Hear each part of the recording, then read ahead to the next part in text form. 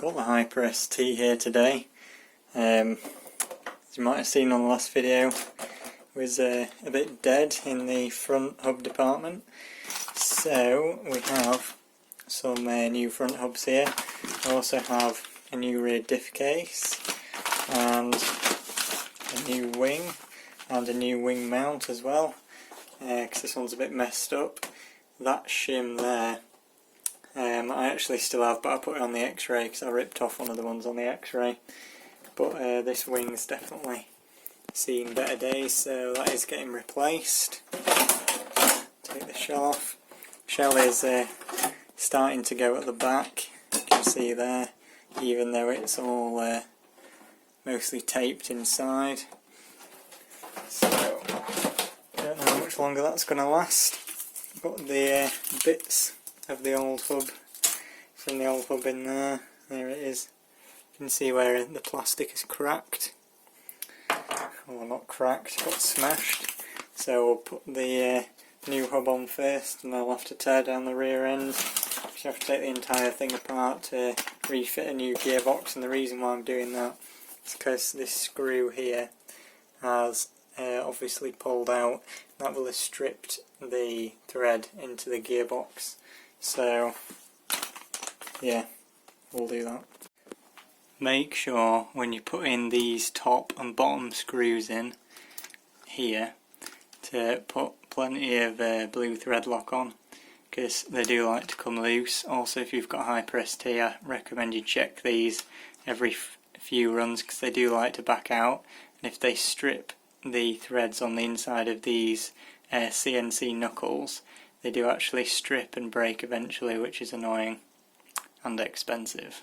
It's a different day now for the Hyper ST, and I have replaced all of the bits that I needed to now. So it's got a brand new diff case, although you might not be able to tell. The shock tower is still cracked on that side there, and I haven't got the bolt through for the bar, because obviously it's not connected to the chassis yet. Brand new wing, all looking nice and shiny, and new wing mount as well. So I've put the rear end in, I've put the screws in the bottom. Now I am going to run without the rear end for now, the rear wing rather, because I've only got these 16mm M4 bolts, and I need 25mm M4 bolts to go all the way into the diff case. I don't want the wing to rip out, and I've got lots of different sizes and shapes of bolts. Unfortunately, I've not got any M4 by 25mm. I've only got M4 by 16. I've got cap heads, button heads and countersunk heads, but not the right length. I've got 10mm, 12mm, 16mm, but not 25, so that's a bit annoying. So yeah, I've also got a new shock tower as well. I've got a spare one, which I must have bought with a few other bits. I think a wing mount and a front shock tower.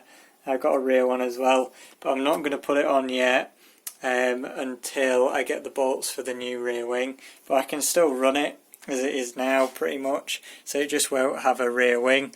So hopefully the rear bumper will act like a bit of a wheelie bar. I'll try not to crash it too much, so I don't want to destroy the back of the body shell too much, but we'll see anyway. It should be okay like this for now. Put the rear bolt in for the rear chassis brace to the rear tower. This is a 40mm bolt that I've used here because I'm not using the wing, so it didn't need the extra width. Normally it has a 50mm bolt through here. That's the old one that's all bendy. I did have a 50mm one to replace it, but I thought because I'm not using the wing, I'll just put a 40 on for now. So yeah, hopefully the M4 by 25mm bolts will arrive for this soon. I can put it back on. In the meantime, I'm going to do a speed run with the 4076 and then a speed run with the 4092. The 4092 might be a bit slower, might be faster. Depends if this motor can actually get to top speed with this 17 tooth pinion and a 52 tooth spur gear. So we'll see that hopefully in the next video. Goodbye.